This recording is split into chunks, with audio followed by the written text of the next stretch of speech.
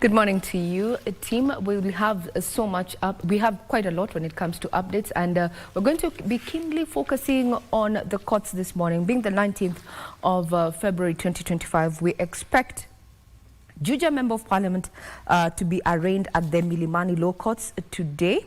This is after the remarks he made over the weekend at the Juja Church. So we expect some showdown between today and tomorrow at the Milimani Law Courts. And we start our piece of news from that particular note, just a recap of what happened yesterday in regard to this matter. Juja Member of Parliament spent night, he's actually detained at the Kamukonji police station.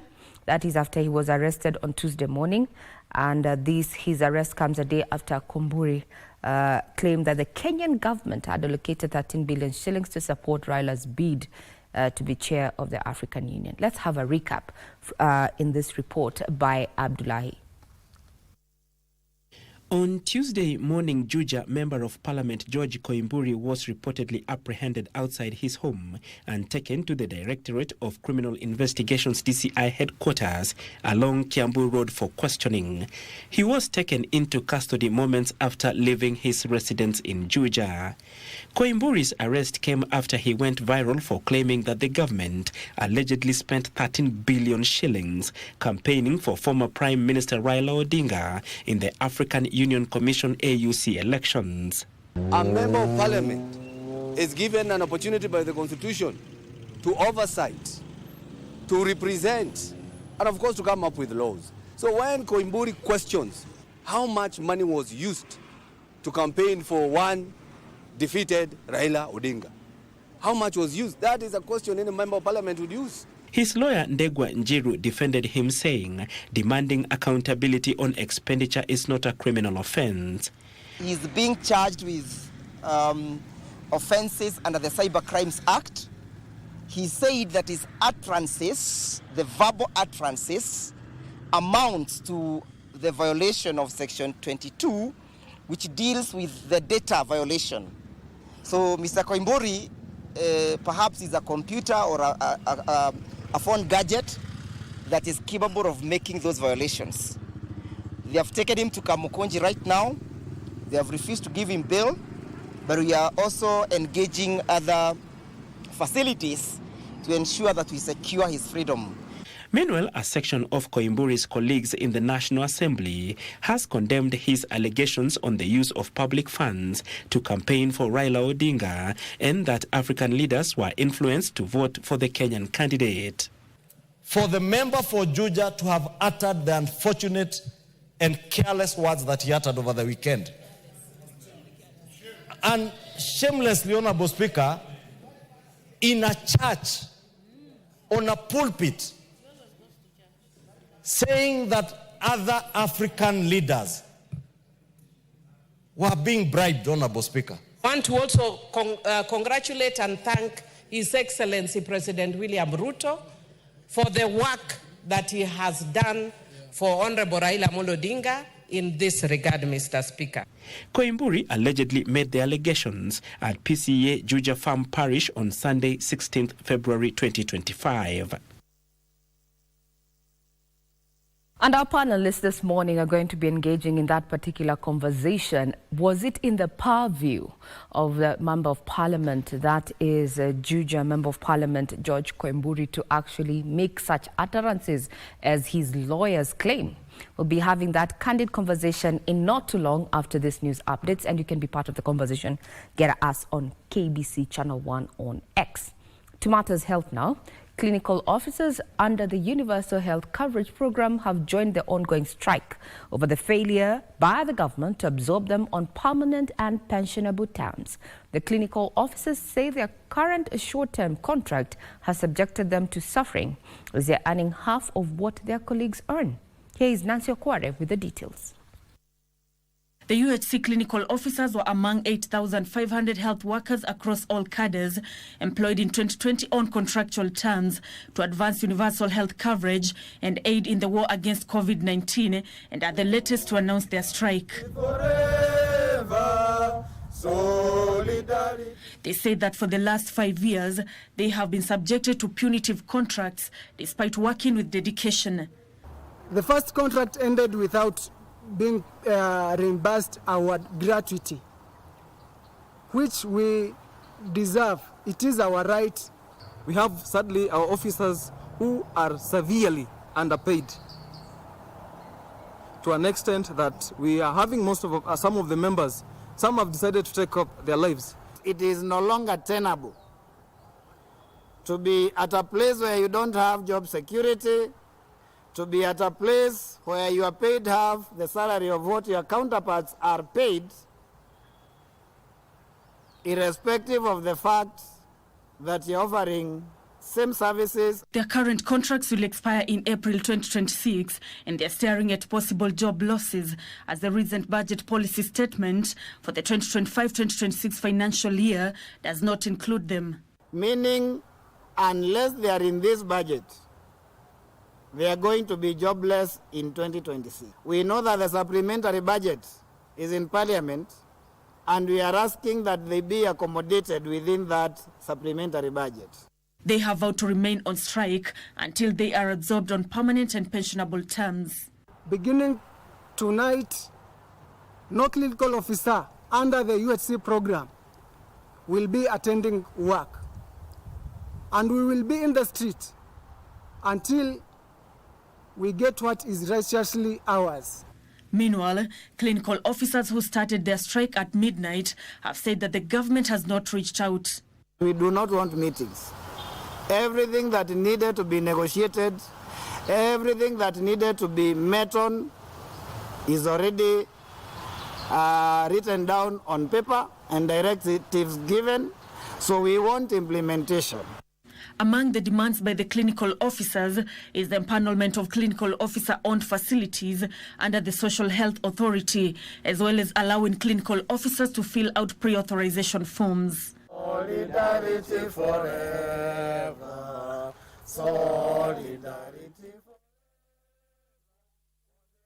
Union makes us strong.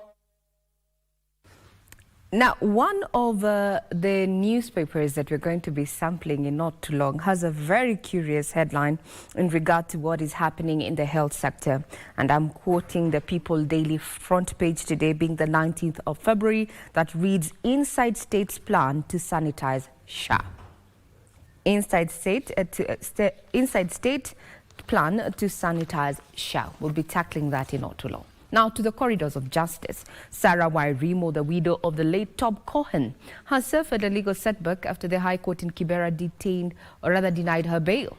Sarah, who has been in remand at the Langata Women's Prison, had pleaded with the court conditionally to release her as she battles allegations in the involvement of the murder of the Dutch. In her ruling, Justice Diana Kavedza stated that she was convinced by the prosecution that Wairimo's release could interfere with the case. Sarah Wairimo will be remanded at Langata Women's Prison until two crucial witnesses testify in a case where she is charged in the murder of her late Dutch husband Tob Cohen. It is my considered view, therefore, that the principles of justice and public interest outweigh the accused's right to liberty at this stage. This is after Kibera High Court denied her bond after the prosecution opposed her release. Justice Diana Kavesa said the court must safeguard the integrity of the trial by protecting witnesses and preventing potential interference. Given the unpredictable nature of when and from where threats might arise, courts maintain the authority to implement protective measures for witnesses at any stage of the proceedings. The court, in denying her bail, said the submission made by the DPP that she is likely to intimidate or interfere with the witnesses has been proven with sufficient evidence. The evidence on record indicates that attempts were made by the accused or her associates to intimidate the witnesses, thereby deterring them from giving testimony against the accused. Wairimo was rearrested in January this year after the DPP, Renson Mulele, preferred fresh charges against her. The case will be mentioned virtually on 26 February for pre-trial directions. On the behalf of the family, we feel that justice is beginning to take its course, bearing in mind that this is a matter that has taken 6 years to begin. One compelling reason by the prosecution that 2 chief witnesses must testify has made Wairimu to continue cooling her feet in prison. And Nakuru High Court has sentenced Nakuru Governor Susan Kihika and Nakuru Water and Sanitation Services Company Managing Director James Nganga to a 7-month jail term with an option of a 2 million fine. The virtual ruling comes after Governor Kihika and Nganga were found guilty of contempt of court for illegally disposing of waste into Lake Nakuru. They've also been ordered to restore the lake within 6 months. So we plan to take a mention in 6 months and confirm the position. Elsewhere, Chief Magistrate Court at Milimani has slapped 5 individuals accused of stealing 83 million Kenya shillings from the Kenya Union of Savings and Credit Cooperative Limited with a bond of between 7 and 10 million shillings. Bond of 1 million Kenya shillings plus 2 sureties of similar amount or a cash bail of 200,000 plus 3 contact persons. We come for pre-trial on the 6th day of March 2025. Trial Magistrate Dolphina Alego declined to adjust the bail terms despite a defense request, citing it is commensurate with the offenses committed. Ruth Wamboi for Good Morning, Kenya. All eyes will remain on the corridors of justice as we await to hear which direction the courts take in regard to the Juja Member of Parliament, Koimburi. There, his arrest is expected to be arraigned in court, and Ruth Wamboi is going to be keeping tabs on that. Still on matters justice, Chief Justice Martha Koome has reaffirmed the commitment to fight against corruption in the judiciary. Speaking at the Mombasa Hotel during a meeting of the National Council on Administration and Justice, the Chief Justice noted that they have put mechanisms in place that will assist the judiciary and its stakeholders fight the vice effectively and expeditiously. She called upon Kenyans to work closely with the judiciary and be at the forefront of the fight against corruption. She's also disclosed that in March, the judiciary will be launching an anti-corruption guiding framework which will guide them on how to address issues of corruption. We have to prevent corruption at all costs in all our institutions. We have to support the investigating arm. We have also to protect the witnesses who owned very crucial evidence that will enable our institutions deal with issues of corruption firmly. We have to prosecute these corruption cases efficiently and expeditiously. We have painstakingly developed and draft anti-corruption strategic guiding framework to which we are finalizing here and which we are going to launch in the month of March. And this is the framework that is guiding each and every one of us on how to effectively address the issues of corruption in all its facets. We have good practices that have succeeded in the fight against corruption, and we are going to scale these best practices to see to it that we eradicate the vice. But in all this, we will need the cooperation of the members of public who should say no to corruption and who should report any incidences of corruption. The National Police Service is calling for stricter measures to protect Kenyans and their property against the impact of demonstrations. The police want Parliament to outlaw noise pollution during picketing.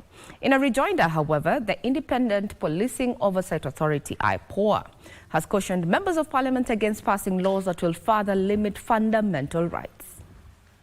Senator William Cheptumo died on Saturday. A seasoned lawmaker, was a former chair of the Senate Justice and Legal Affairs Committee and equally served as Baringo North Member of Parliament for 3 terms. Was still waters which ran deep, because he he knew the length and depth of all the legislative agenda which was in this parliament. Mr. Senator Cheptumo was a person who is very humble, down to earth, very peaceful, very consultative. All that is members of parliament yesterday just trying to eulogize the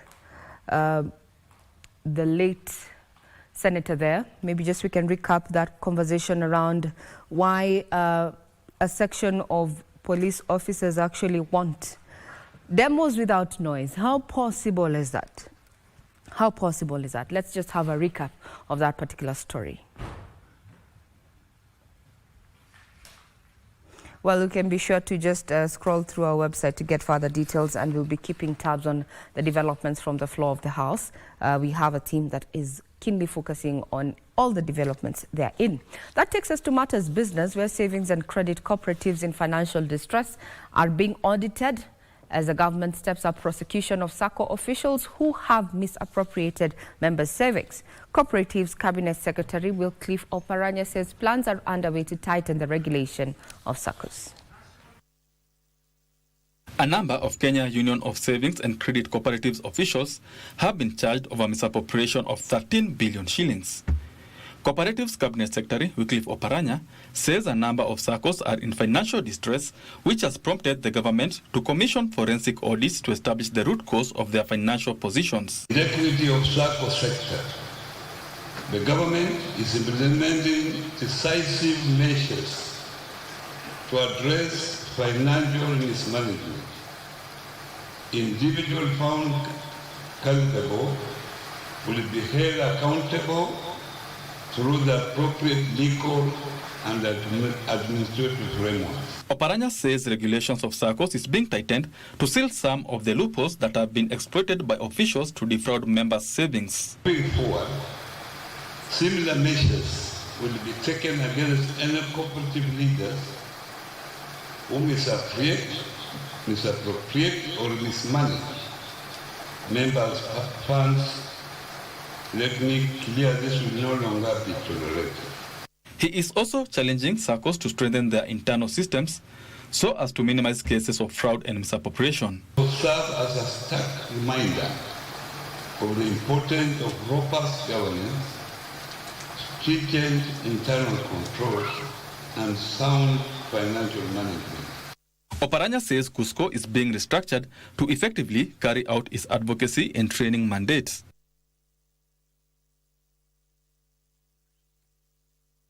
Now, agricultural yields are set to increase by at least 30% if women access the right resources. The Women's Voices Conference heard that bridging the gender gap in agriculture requires improved access to finance, markets, training, and digital tools for women. The three-day women-led conference brought together participants from over 20 countries, advocating for policy reforms and increased investment in women-led solutions. Strengthening women's voices in agri-food system is not just an option, it's a necessity. Governments, businesses, researchers and communities must work together to remove barriers, invest in women-led solutions and create inclusive spaces where women can lead. While highlighting that women play a critical role across the agricultural value chain, from planting and harvesting to agro-processing, they called for elimination of discriminatory land ownership laws to ensure a more inclusive and equitable agricultural sector. Are a key actor along the whole agriculture value chain. They act as farmers, processors, retailers, entrepreneurs, and consumers. Worldwide, women make up 43% of the agriculture workforces, and in Africa, even 50%. Nevertheless, they make up less than 15% of landowners worldwide.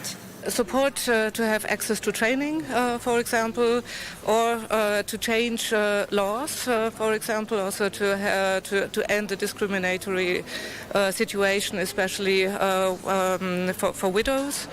but also to get access to finance, to machines.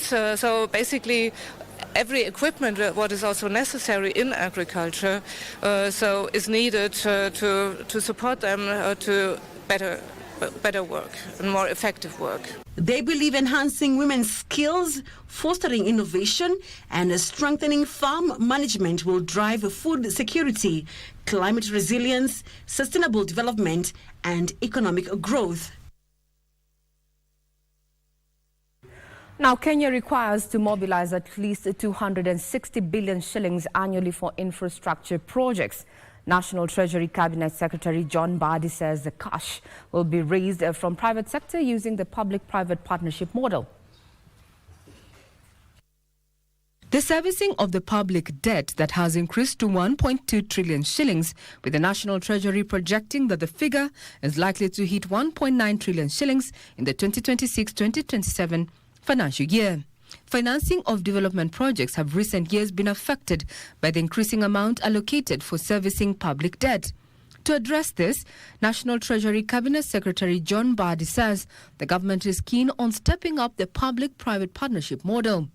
In the proposed 2025 budget policy statement, Mbadi says it is estimated that the country requires approximately $2 billion per year to bridge the infrastructure funding deficit. He says the public-private partnership model has been identified as one of the key avenues to partly fill the financing gap occasioned by ongoing fiscal consolidation and reducing of government borrowing. So far, 140.7 billion shillings has been mobilized through the public-private partnerships. Mbadi says there are 37 projects in the pipeline that are expected to be undertaken using the public-private partnership model. 4 projects are expected to use the public-private partnership model in the 2025-2026 financial year. They are the Sabaki Water Carrier Project, street lighting in Nairobi, Stony Athi Affordable Housing Project, and the Mombasa-Nairobi Expressway. Now, the budget drafting is in the public participation stage, so you might as well give your feedback in regard to that matter. Crossing over to sports, Bandari FC have acquired 4 players as the transfer season window closes with 13 matches remaining in the 2024-2025 FKF Premier League season. 2 of the 4 players are drawn from foreign clubs, while 2 others are signed from local clubs. Newly acquired players who have signed contracts with Bandari are John Mark Makwata from Coastal Union in Tanzania, Kibwana Dennis Nganga from Zanaco Football Club in Zambia, Clifford Ouma from City Stars, and Ali Halafu from Congo Boys Football Club in Division 1. Despite their shock 3-2 defeat to Talanta over the weekend, Bandari are currently 6th on the FKF Premier League table with 32 points collected from 21 matches. Tunaendelea na tuna imani vile timu ambavyo tumeiweka sasa hizi tutaweza kufanya katika malengo yaliyobakia. Tutachangia sana na experience kwanza. Ndio tumewajoin kwa training, tumeona wengi wao pia ni wadogo. Kuna vitu kadhaa hawajazoea. With the adapt kwa team, I think nitapush wenye inawezekana. At least this season Bandari ibebe league. I believe with my experience I've had something valuable kwa team. Na the end of the season we all try to achieve something great. Na feel mzuri sana. Hiyo ni hatua moja kubwa, Mungu amenijalia nimetimiza malengo yangu. Ni kitu chenye kwa nakitafuta sana kucheza Premier. Na nashukuru nimefaulu. Meanwhile, the second edition of the Tujiamini initiative has been launched with SportPesa pumping into the project 70 million shillings that will go into supporting the growth and development of talented individuals and teams' ambitions. With a restructured awards model, the 2025 festival commenced with a heartening community outreach initiative in Dandora. On the festival's final day, Kwale United were crowned the national champions. Eldoret FC finished second, while Central Region's Galacticos FC finished third. The 3 pocketed 100,000, 75,000 and 50,000 shillings respectively. Hiyo jani yenu haishi hapa. Kama SportPesa tuna recognize talents, tunawapatia platform, tunataka mpande juu. Umeona kuna watu wanaenda Dubai kufanya cycling. Kuna watu wametravel pia kufanya athletics na wameanzia tu hapa kwa tujiamini. Sisi tutaendelea kusupport na tutaendelea kuiongeza. Tunajua 2025 itakuwa kubwa. Tukiendelea mbele 2026, 27 zote zitakuwa kubwa. The official launch of the new structure and vision for Tujiamini 2025 revealed that community-owned and led projects would take precedence as the gold category award every month with 1 million shillings allocation. And with that, you are fully updated on what has been happening in sports business as well as the political scene. And now the big question on Good Morning Kenya this morning is questioning how much government spent in Kenya's, trial to get the AUC chairmanship a criminal offense. That's a big question on the political scene. And we have a panel here in studio led by our very own Victor is going to be taking us through that conversation. You too can also be part of that conversation. Get us on X at KBC Channel 1. What do you think? We're expecting to have Juja Member of Parliament, Judge Kwemburi, arraigned in court, and we're going to be keeping tabs on that. I'm Regina Manyara. I wish you a pleasant day ahead.